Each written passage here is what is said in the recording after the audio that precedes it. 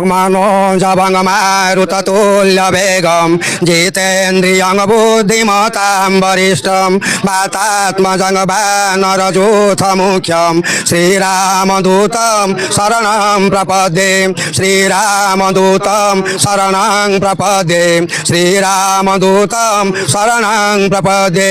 जय संकटमोचन हनुमान की जय। जय संकटमोचन हनुमान की जय। संकटमोचन हनुमान की। मो ना हूँ नारायण पंडा। आज को 14 वर्ष है आम संकटमोचन हनुमान उद्देश्य विश्व शांति यज्ञ लक्ष्मीनारायण यज्ञ एवं एम ये अंचल जो पुरोहित मैंने अच्छा समस्ते आसी ये कार्य को सुचारू रूपे प्रतिपादन करुँच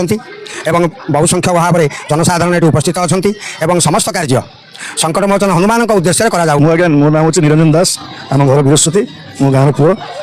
ये गाँव में विश्व शांति यज्ञ 14 वर्ष धरी चली आसुची प्रभु संकटमोचन आशीर्वाद ग्रामवासी अतुट सहयोग एक कमटा मानने प्रत्येक वर्ष हुए एवं हूँ ए वर्ष ये आट्राक्शन एक गोटे अच्छी जे कि गंगा आरती मन भर गोटा एमती आसला चिंता कली कि गंगा माने तो नुआ जिन किसी करवा जोटा कि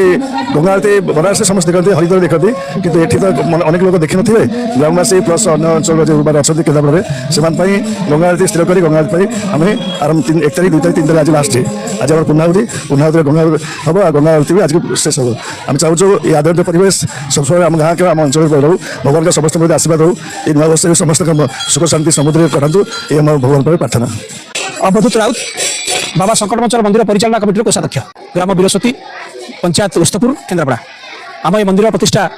14 वर्ष तले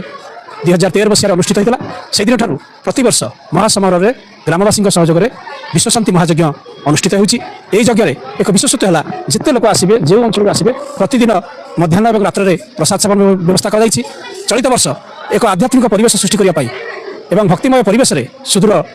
बनारस आसी महान पंडितों द्वारा गंगा आरती कार्यक्रम कर पूर्णाहुति कार्यक्रम कर जो विश्वास रही आम मान भितर गंगा आरती दर्शन कले कोटि पुण्य मिले ता सुदूर बनारस आसी पंडितों द्वारा संपन्न कर उपलक्षे बहु सारा केन्द्रापड़ा बहु समागम हमार संभावना रही बहु लोक आसुँच तेणु लोक जो विश्वास रही जी जो मानसिक धरबार जो आशा नहीं यहाँ आसती परिपूर्ण हुए बोली विश्वास रही तेणु यही विश्वास ये भाईचारा ग्रामर समस्त युवक युवती समस्त महिला मंडल समस्त बंधुबांधवासी एकत्रित एक मन एक प्राण में कार्यक्रम में भाग नियंती प्रसाद सेवन पर आनंद अनुभव करती ये एक नियारा प्रयास आम बृहस्पति गंगा आरती वर्ष एक नियारा प्रयास जहाँफल कि सारा केन्द्रापड़ा आज प्रचारित होती एक नुआ धरणर गंगा आरती कार्यक्रम कर जहाँफल एक आध्यात्मिक परिवेश एक भक्तिमय परिवेश सृष्टि होती ग्राम में 3 दिन है समस्ते सबू कार्य छाड़ी ये उपस्थित होती प्रभु कार्य समस्ते लगी जी जो भाई कार्य था जहाँ को जो दायित्व दिखाई से अकुंठ चिंतन साहाय्य सहयोग करने सहित सब कार्यक्रम संपादन कर।